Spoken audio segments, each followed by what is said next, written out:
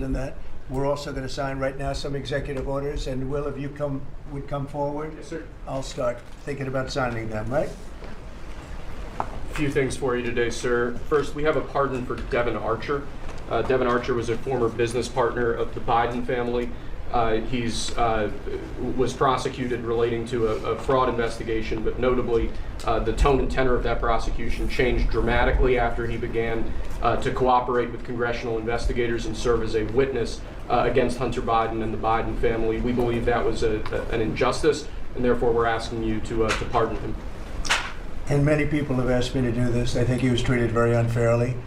And I looked at the records, studied the records, and he was a victim of a crime, as far as I'm concerned.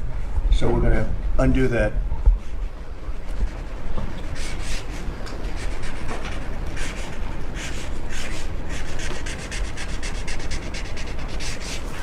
All right. That's Devin Archer. Congratulations, Devin. Next, sir, we have a presidential memorandum for your attention. This memorandum requires the immediate declassification of all FBI files relating to the Crossfire Hurricane investigation. This was obviously one of the instances of the weaponization of law enforcement powers of prosecution against you and others. We believe that it's long past time for the American people to have a full and complete understanding of what exactly is in those files. Which gives the media the right to go in and check it. You probably won't bother because you're not going to like what you see. But this was total weaponization. It's a disgrace. Should never happen in this country. But now you'll be able to see for yourselves, all declassified. Is that correct? Would you Yes, sir. say? All declassified? Yes, sir. Everything? The FBI file with there's a classified annex, but other than that, this we'll put everything in the public eye. Is anybody going to look? Huh? What about you? You going to look? And frankly, the FBI should be ashamed of themselves, and so should the Department of Justice, and so should Biden. Okay? Next, sir, we have an executive order for your attention. We've taken action against a number of law firms that have participated either in the weaponization of government, the weaponization of the legal system for political ends, or have otherwise engaged in illegal or inappropriate activities. The law firm of Jenner and Block is one of these law firms. This is a law firm that, as you know, employed Andrew Weissman after he came off of the Mueller investigation. It's a law firm that's engaged in invidious racially and sexually discriminatory practices. It's also a law firm that has participated in the weaponization of the legal system against American principles and values. And we believe that the measures in this executive order will help correct that. And Andrew Weissman is the main culprit He's certainly with respect to this firm. He is one of a number of reasons that we believe this executive order is warranted. He's a bad guy.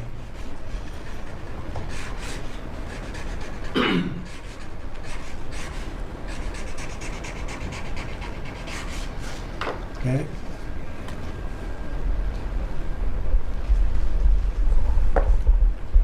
Next, sir, we have an executive order for your attention relating actually to government payments. Historically, checks issued by the Treasury are, I believe, 14 times more likely to become the subject of fraud than electronic transfer payments. This is an executive order that's going to push the Treasury Department to modernize its payment system to ensure that where possible they're using electronic methods of payment as opposed to paper checks in order to reduce waste, fraud, and abuse in the government, which is obviously an endeavor that we've been pursuing in numerous aspects of government under your leadership. It's basically modernization of equipment and methods, and it's something that really I think he's going to be a great Secretary of the Treasury wanted, Scott, and so we're doing this, and we have other modernization programs going on. We could let somebody else, whoever's next, whoever that may be, do it, but it's something that should have been done 25, 30 years ago.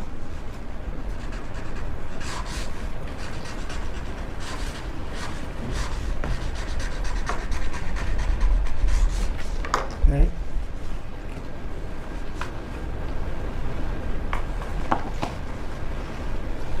Along similar lines, sir, this is an executive order. We're calling it Protecting America's Bank Account. The basic idea here is that instead of having lots of different departments and agencies and offices issuing payment, often without justification, often without any provided rationale, we're going to be centraling payment processes where possible in the Department of the Treasury and ensuring that measures are taken in Treasury against waste, fraud, and abuse to ensure that money that's leaving the public treasury is as protected as it possibly can be. All right, good.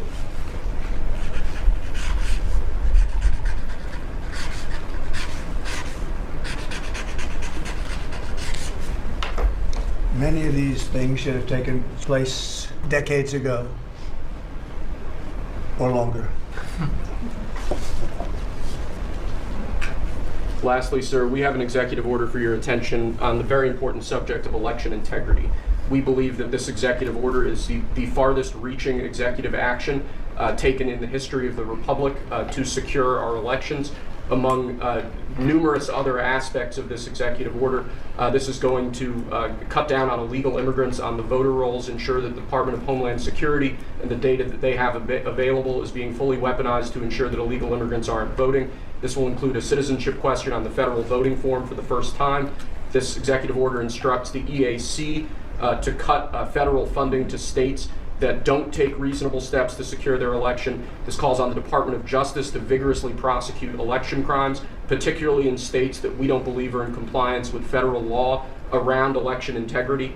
I could go on and on for a while, sir, but the compliance with National Election Day rules, cracking down and investigating and prosecuting foreign interference in our elections, revoking President Biden's Executive Order 14019, which essentially weaponized government to corrupt and pollute our election process. There's a lot in here, but we believe that these are very important steps that we need to be taking as an administration at your direction to ensure that our elections are as secure as they possibly can be. Okay, you all understand that? Yes. Election fraud, you've heard the term. We'll end it, hopefully. At least this will go a long way toward ending it. There are other steps that we will be taking in the coming weeks, and we think we'll be able to end up getting fair elections. Perhaps some people think I shouldn't be complaining because we won in a landslide, but we got to straighten out our election. This country is so sick because of the election, the fake elections and the bad elections, and we're going to straighten it out one way or the other.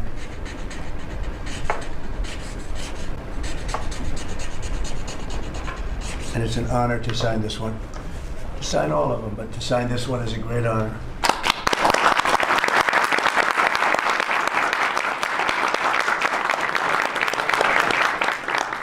Thank you very much. Sorry, sir. So we're going to go around the room a little bit quickly, and we're going to introduce these very outstanding people. They've had, in all cases, outstanding careers. They're very incredible people that are going along as rapidly as the system can go along. We're ahead of, I guess, anybody else thus far. So I want to thank John Thune. He's done a very good job, and the whole Senate. We're being delayed as much as possible by Democrats, but that's standard. It gets to be just standard. But the process is moving along very quickly. So Sergio, just say hello, and then we'll introduce everybody. Absolutely. Sergio Gorham, Director of Presidential Personnel. It's been an absolute pleasure again to know every one of you every step this way. As the President said, we're at a record pace. We have more nominees today in front of the Senate than at any previous point, over 70, and that's a record in 2 months. And we're proud of that, and we're determined to ensure the world has America First patriots in all of our posts. Charlie? Charles Kushner. I'm going to France and Monaco, and I'm proud to serve under the greatest president of our country. Very proud to serve. Thank you. Thank you, Charlie. James Blair, honored to work here in the White House as Deputy Chief of Staff. And Mr. President, I think that all of these successful people would want to go serve the United States under your leadership as a testament to your vision and leadership. Thank you, James. I'm David Perdue. I'm going to the People's Republic of China. It's my honor to represent President Trump, people of America, and represent our interests and values in China. I'm Leah Campos. I'm going to represent the President in the Dominican Republic. Mr. President, thank you for the honor to serve you in Macron. Thank you. Thank you. Mike Waltz, National Security Advisor. I look forward to working with every one of you on behalf of the President, his leadership, and the American people. John Arrigo. I am going to the Republic of Portugal, and I'm very excited to do so and serve under what I consider one of my closest friends and one of the best presidents this country has ever had. Thank you. Kevin Cabrera, nominated to be Ambassador to Panama. It truly is an honor, President, to be part of your administration. Thank you. Tom Barrett, nominee to the Republic of Turkey.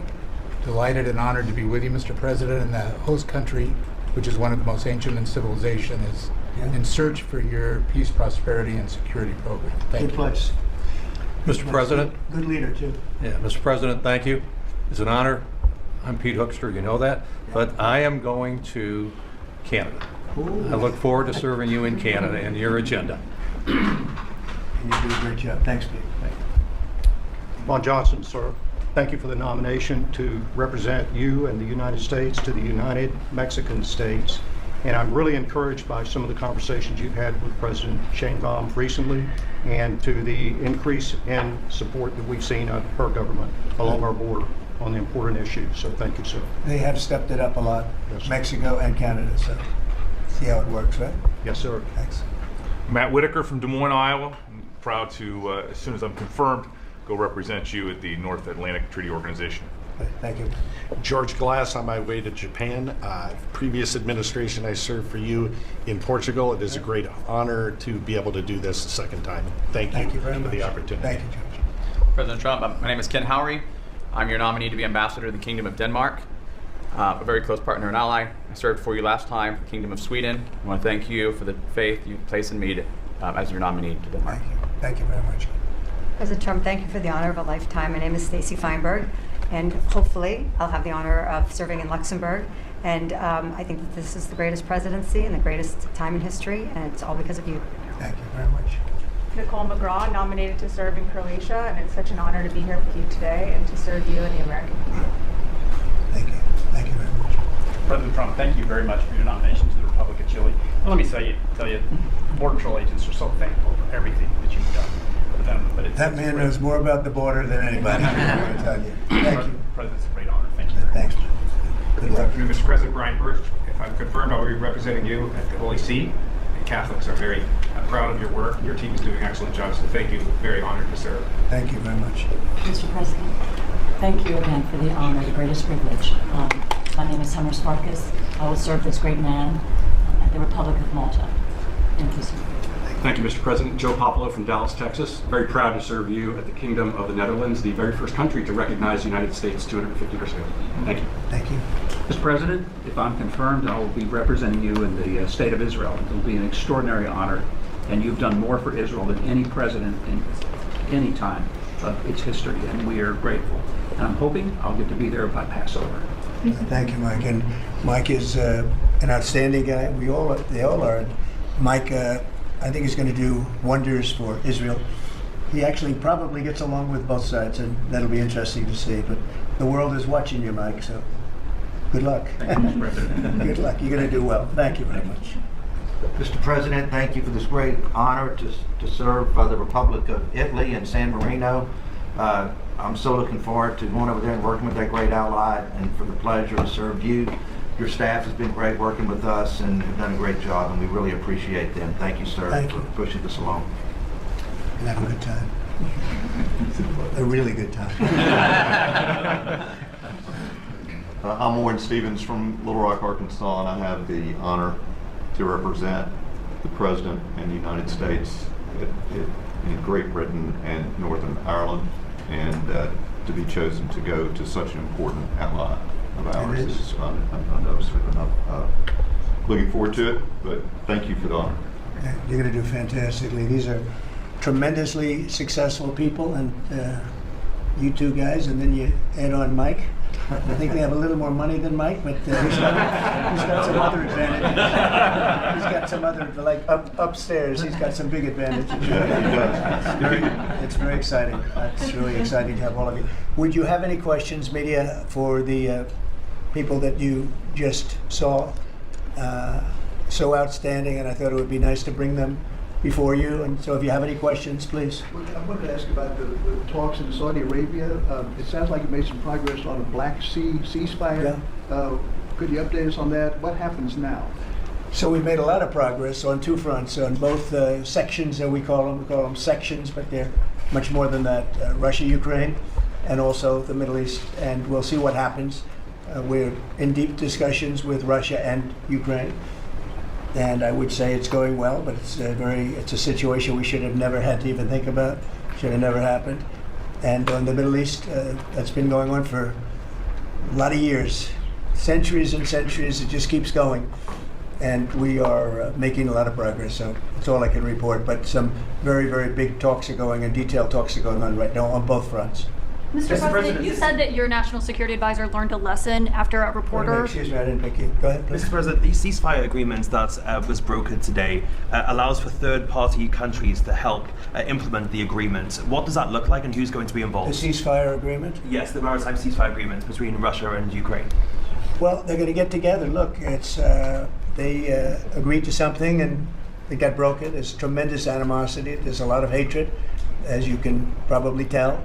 And it allows for people to get together, mediate it, arbitrate it, and see if we can get it stopped. And I think it will. It'll get stopped. What countries are you looking to work with, sir, to help implement and monitor that ceasefire? We have other countries involved, and they're involved very strongly in the process. And that'll be resolved. That's actually, as bad as it is, that's the least of the problems. So we'll get that resolved. And we are being aided by other countries too. Yes, please. Yes. Tomorrow, the subcommittee on DOGE is going to review funding for NPR and PBS. Now, every Republican president has always promised to take away this money that's going to these two public news outlets. If they're successful, I know Senator Kennedy has backed it, Marjorie Taylor Greene in Congress has backed it, would you be interested in defunding and taking away taxpayer dollars to NPR and PBS? Well, I would love to do that. I think it's very unfair. It's been very biased for the whole group. I mean, a whole group of them. And frankly, there's plenty look at all the media you have right now. There's plenty of coverage. I was from a different age, and they spend more money than any other network of its type ever conceived. So the kind of money that's being wasted, and it's a very biased view, you know that better than anybody. And I'd be honored to see it end. We're well covered. Look at all the people that we have here today. We're well covered, and we don't need it, and it's a waste of money, especially. I don't even know what DOGE's recommendation is. I assume their recommendation is to close them up. Well, after they hear all the testimony, I think they're going to make a decision relatively sooner than later. Yeah. But we'll see what that turns out. I can't imagine that they wouldn't, because they have found so much waste, fraud, and abuse, hundreds of billions of dollars, and just waste, fraud, abuse. You heard yesterday some of the new things that were found. 22 billion just in environment. Billion. You know, if you had 22 million, Warren, it would be nice, but 22 billion put into environmental accounts. One was 2 billion into one account, Stacey Abrams, where they had $100 in the account. And just before I came in, they put $2 billion. And you guys are looking, so you mean 2 million or maybe 200,000? No, $2 billion were put in the account. What do you think of that, Mike? You think that's a straight deal? 2 billion? Just write me the check, Mr. President. It's a horrible thing, and we have so many of those things. So they've done an incredible job, and the country wants to hear it. I think DOGE is actually very popular because of what's happening. They're hearing about all of these scams and for big money, tremendous amount. And when you add it up, just hundreds of billions of dollars being wasted, and much of it's fraud. You know, we talk about waste. And it is waste and abuse, but a lot of it's fraud. Can I follow up on something? Yeah, go ahead, Brian. I just want to follow up on that. If Planned Parenthood is defunded, would you look into the harvesting of baby organs that they've done throughout the years and maybe go after some criminal prosecution on that? Well, I think you're talking about a subject that is a heated subject, and we'll look into it. We're going to look into everything, but that's certainly a subject that's been debated for a long time. And we will look into it, yeah. Mr. President, some senators have expressed hope that the White House will support a rescission package to codify some of the DOGE cuts into law. Where does the White House stand on that? And are you making progress? The which package? A rescission package to codify some of the DOGE cuts into law. Yeah, well, it would be great. I think we're going to do that. I think they're going to do it. I think we're also going to be codifying a lot of the executive orders that we've done, which have been very popular. And we're looking at one, I will tell you right now, that I think perhaps will be controversial, but not with the people, and that's sanctuary cities. We're going to end sanctuary cities for some of these jurisdictions that aren't cooperating with law enforcement. They're guarding criminals. They're taking the rights away from the citizens of this state and this city. And we're going to be ending sanctuary cities if we find it necessary to do in certain major areas. And we may just end the entire thing altogether, because it's just a way of protecting criminals. And nobody else is benefited by that. And for some reason, Democrats want to keep, and they want to shield criminals from being sent back to their countries or being sent to prison. And in the meantime, the crime rate has gone through the roof. Under Biden, it was through the roof. It's starting to come down, but we're taking a lot of people out of here. So we may be presenting you very shortly with a executive order ending sanctuary cities. Mr. President, are you going to change any of the practices that your national security officials used after a reporter was inadvertently added to a group chat about attacks on Yemen? Well, I think it's a question I've been asked now, and I've given a few answers, and they've all been the same. We have an amazing group. Our national security now is stronger than it's ever been. We have had a very, very successful, numerous attacks on that area. These are people that shoot down ships. Not only our ships, ships all over the world are shooting down right out of the water and damaging them badly, or they're going down. They're also shooting anything that happens to be flying in the area. We hit them very, very hard. There was no classified information, as I understand it. They used a app, if you want to call it an app, that a lot of people use, a lot of people in government use, a lot of people in the media use. And I think I'll ask Mike. Mike is here. Do you want to respond to that, please? Yes, Mr. President. You asked about lessons. I think there's a lot of journalists in this city who have made big names for themselves, making up lies about this president, whether it's the Russia hoax or making up lies about Gold Star families. And this one in particular, I've never met, don't know, never communicated with, and we are looking into and reviewing how the heck he got into this room. But I'll tell you what, the world owes President Trump a favor. Under Biden, global shipping was shut down. Pinprick attacks, months between them, our destroyers being fired upon dozens of times. President Trump took decisive action with his national security team, took out the head missileer, knocked out missiles, knocked out headquarters, knocked out communication sites, and for once, as we hear, as you will all hear from every one of our allies, thank God for American leadership again. Thank God for American strength. You're welcome, Lord. And look, we had a national security team that was coordinating these efforts. As Director Ratcliffe testified today, his first day on the job, he was introduced to this app on his government systems at the CIA and at the State Department and otherwise. So, look, this journalist, Mr. President, wants the world talking about more hoaxes and this kind of nonsense rather than the freedom that you're enabling. And a key part of our sovereignty is open sea lanes and knocking the crap out of terrorists, which is exactly what your team and Pete Hegseth, a good friend and fellow veteran, is leading the charge on. And it's an honor. We had a very, very successful, we had a very, very successful evening. And we've had numerous successful evenings and days in that area. The Houthis are absolutely on the run. The worst of them has been killed. This should have been done a long time ago by Biden, but Biden was an incompetent president. He couldn't do anything. He didn't know where he was going. He had no clue. This guy had no clue. This should have been done a long time ago. As they shoot missiles at ships, randomly shoot missiles at ships, and they make their own missiles. You know, this is not an incompetent group of people. They make their own missiles. They get the missiles also from Iran. It's an offshoot of Iran, another offshoot. You have Hamas, you have Hezbollah, you have the Houthis. You got a lot of stuff going on with Iran. And we sent a letter to Iran. You're going to have to be speaking to us one way or the other pretty soon because we can't let this happen. But that's an app that a lot of people use. And somebody got on. I mean, I happen to know the guy's a total sleazebag. The Atlantic is a failed magazine. Does very, very poorly. Nobody gives a damn about it. This gives it a little bit of a shot. And I will tell you this, that they've made up more stories. And they're just a failing magazine. The public understands that. He's a very good man. That man is a very good man right there that you criticize so strongly. Did he make a mistake? He's a very good man, and he will continue to do a good job. In addition to him, we had very good people in that meeting, and those people have done a very, very effective job, and you're going to see it. And it goes on, by the way. It's going to go on. And I think the Houthis wish that it didn't happen, but that's what it's all about. We have to create a safe country, a safe world, and that's what we're doing. Do you think national security was put at risk, Mr. President? Of senior officials using Signal. Do I plan to ban who? The use of Signal to communicate from senior officials. Well, I don't know I don't know anything about Signal. I wasn't involved in this, but I just heard about it.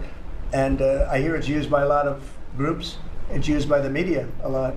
It's used by a lot of the military, and I think successfully. But sometimes somebody can get onto those things. That's one of the prices you pay when you're not sitting in the Situation Room with no phones on, which is always the best, frankly. But the best is to be there. In fact, oftentimes I've been in fact, just last week I was in the Situation Room with something very important, and we had a couple of people hooked up by line, and I said, cancel the line. Sorry, fellas, what you do is we'll tell you all about the meeting, because I know people do get on those lines, whether it's Signal or anything else. Yeah. So are you going to change any procedures as a result of this? Well, I mean, look, we look at everything, and they've made a big deal out of this because we've had 2 perfect months. We are bringing in business. We have another one announced tomorrow, a big one, very big. Like in the history of our country, nobody's ever seen anything like it. And I think probably a lot of people are saying they started by saying it was the greatest first month that a president has ever had, and I think that's true. And now they say it's the best second month, and they had to find something. And this certainly we'll look at this. But the main thing was nothing happened. The attack was totally successful. It was, I guess, from what I understand, took place during, and it wasn't classified information. So this was not classified. Now, if it's classified information, it's probably a little bit different. But I always say you have to learn from every experience. I think it was very unfair the way they attacked Michael. He's a good person. The person that was on just happens to be a sleazebag, so maybe that's just coincidence. I don't know. But you are going to conduct would an it be a investigation. problem if the Atlantic released all the text messages if they're not classified? Well, I don't know. I'd have to ask the military about that because maybe you wouldn't want that. I don't know. I will say this: that from what I heard, the man that we're talking about, who's not somebody that I don't think most people have ever heard of, he left. He found it very boring, and he left early. He got off the line very early. So I can't speak to it other than that. So he's made up a lot of stories, and I think he's basically bad for the country. But it's a failing venture, very failing venture. They're very upset, and a thing like this is publicity for them. But I don't think we should allow people that are very good, like that man sitting right at the end of the table, who's done a great job. We shouldn't allow them to be hurt by it. Mr. President, can I follow up on that? Are you saying you're okay with the continued use of Signal by administration officials No, for that's not what I sensitive? said. I said we'll look into it, but everybody else seems to be using it. It seems to be the #1 used device or app, whatever you want to call it, and we will certainly look. If it was up to me, everybody would be sitting in a room together. The room would have solid lead walls and a lead ceiling and a lead floor. But life doesn't always let you do that. In the meantime, the attack itself that we were talking about and discussing has been an unbelievable success.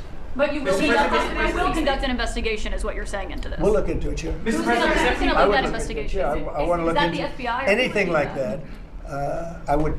I would ask them. It's not really an FBI thing. It's really something having to do with security. Security, like. Will somebody be able to break in? Are people able to break into conversations? And if that's true, we're going to have to find some other form of device. And I think that's something that we may have to do. Some people like Signal very much. Other people probably don't. But we'll look into it. I think, Michael, I've asked you to immediately study that and find out. If people are able to break into a system, now in this case, it wasn't that this attack was going on and nobody found out anything. And again, the person that was on, as I understand it, he left very early because he didn't find it very exciting. But I think it's something you should look into. Yes, sir, we are. We have our technical experts looking at it. We have our legal teams looking at it. And of course, we're going to keep everything as secure as possible. No one in your national security team would ever put anyone in danger. And as you've said, and we've repeatedly said, the attack was phenomenal and it's ongoing. But the media wants to talk about everything else except for the hostages you're getting out of the Middle East, Iran on its back foot, sea lanes getting reopened, peace in Europe. As we just saw today with a Black Sea ceasefire, we were just on with Steve Witkoff, myself, our team in Saudi Arabia. They want to talk about all this other stuff except for your amazing successes and the successes of your team. One of the other things, and sometimes you have to move very quickly, and there are other devices that are very good, but they are very, very cumbersome, and you're not able to use them from a practical standpoint. So all we can do is find out the best we have with modern technology. They'll probably get better over the years. Yeah, go ahead. Sir, on the Black Sea, so the Kremlin has said that there are several conditions that would need to be met for this agreement to happen. This includes sanction relief for banks and some companies. Did the U.S. agree to all of those conditions that they laid out? They will be looking at them, and we're thinking about all of them right now. There are about 5 or 6 conditions. We're looking at all of them. Why does the president that it's looking into how a journalist got added to that Signal chat? Is it possible that there could be a firing of even a lower mid-level official once that person is identified? About what? About the Signal chat that we've been discussing. We've pretty much looked into it. It's pretty simple, to be honest. It's not. It's just something that can happen. It can happen. You can even prepare for it. It can happen. Sometimes people are hooked in, and you don't know they're hooked in. They're hooked into your line, and they don't even mean bad by it. But it's not a perfect technology. There is no perfect technology. The really good ones are very cumbersome, very hard to access. And I think we're going to look at. We always want to use the best technology. This was the best technology for the moment. But again, it wasn't classified, so they probably viewed it as being something that wasn't that important. And it obviously, with the attack being, I mean, I don't know if it's been read out to you yet, but that attack was a tremendous success for the U.S., a tremendous success. Who said the information was not classified? Do you think that Mike Waltz made a mistake, and does he need to apologize? No, I don't think he should apologize. I think he's doing his best. It's equipment and technology that's not perfect, and probably he won't be using it again, at least not in the very near future. What do you think? Yes, sir. I agree with you. Let's get everybody in the room whenever possible. A lot of times you find out defects by exactly things like that, but I don't think it's something we're looking forward to using again. We may be forced to use it. You may be in a situation where you need speed as opposed to gross safety, and you may be forced to use it, but generally speaking, I think we probably won't be using it very much. The Secretary of Defense, on that train, the Secretary of Defense, Pete Hegseth, and J.D. Vance, the Vice President, said that the Europeans were freeloading. Do you agree with that assessment? Do you really want me to answer that? Yeah, I think they've been freeloading. The European Union's been absolutely terrible to us on trade, terrible. And as you know, NATO, I got them to pay hundreds of billions of dollars. They were way behind. And if you look even, if you look at Ukraine, so we're in for $350 billion because of Biden. Should have never happened, this war. All these dead people should not be dead. All these broken cities that are demolished down to the ground, those gorgeous towers, the most beautiful in the world, the most beautiful spires in the world. The spires in Ukraine were said to be the most beautiful of all. Just about every one of them is lying on its side in a million pieces. It's so sad to see what's happened to a heritage. No, I think that when they say the European Union and you could say NATO also. Look, NATO, and I don't blame NATO for this. I don't blame Europe for this. I blame Biden for the fact that he didn't make them equalize. And to this day, I said to him, "You got to catch up. You got to equalize." But why are they in for $100 billion and we're in for possibly $350 billion? It shouldn't be. It shouldn't be. And you could say more important for them because we have an ocean in between. So it's one of those things. You'll be seeing Liberation Day. I call it Liberation Day in America. You're going to be seeing it on April 2nd. Didn't want to do it on April 1st for the obvious reason, April 2nd. But you'll be seeing tariffs. And I think I've been very fair. I have them set. But I think I've been very fair to countries that have really abused us economically for many, many decades. Mr. President, who told you that information was not classified? Which of your national security advisors Just told you following that? up on your comments on the economy, there is reporting that consumer confidence fell for the 4th straight month. What is your message to Americans who are concerned Well, about I know this, that for the first time in like 50 years, right track, wrong track, we were on the right track. And I think people see that. And if you look at prices are way down. You know, when I first came here, the first time I met with you people officially, they were screaming at me about eggs. I said, I've been here for a week and I'm being yelled at about eggs. Egg prices have come down 45–50% in the last week and a half. And our Secretary of Agriculture has done a great job, as you know, Brooke. She's done a fantastic job, and others working with her have done a great job. But we brought eggs down at a level that nobody thought we could get at. I inherited that situation, and I inherited a grocery situation. The groceries went way up, an old-fashioned word, but it's a very descriptive word. Groceries have gone through the roof. And I used to campaign on it. I used to say we're going to get groceries down, and we have got it down. I watched a certain newscast over the weekend, and a congressman, Democrat congressman, said, well, Trump's done a lot, I agree. He's been great on the border, he's been great on the military, but you know he hasn't brought prices down. That's false. Gasoline's way down. Eggs are way down. Groceries are down, very substantially, but down. Almost everything's down. Now, I'd like to see interest rates come down a little bit. And you're going to see billions of dollars, even trillions of dollars coming into our country very soon in the form of tariffs, because we were abused by presidents. And frankly, in all fairness, it wasn't their expertise, but they had no idea what they were doing. Mr. President, you say tariffs will create more jobs here in America. Oh, so yeah, sure. which So states? I agree. It'll create a lot of money and more jobs. But if you look, so in the last, these gentlemen would know about it, and ladies, because some of the ladies are great businessmen in this room that are becoming ambassadors. Great, really great, top of the line. When you look at the number of companies that have said, like we're close to, I would say close to $4 trillion. We never had numbers like that. The #1 chip maker in the world from Taiwan coming in with $200 billion. We have Apple. Look at Apple, $500 billion. $500 billion. They're going to build plants all over the United States. They were all being built in China. You have many, many companies, and maybe above all, you have the car companies coming in at levels that nobody's ever seen before. We have Honda is opening up one of the biggest plants in the world in Indiana, and many car companies are coming in. We have AI. We're leading China by a lot in AI, and we're going to keep it that way because we've made it very good for them, and we're going to protect them. Once a year, we'll protect them through taxes, through incentives, and also through tariffs. Thank you very much, everybody. Thank you very much. Thank you.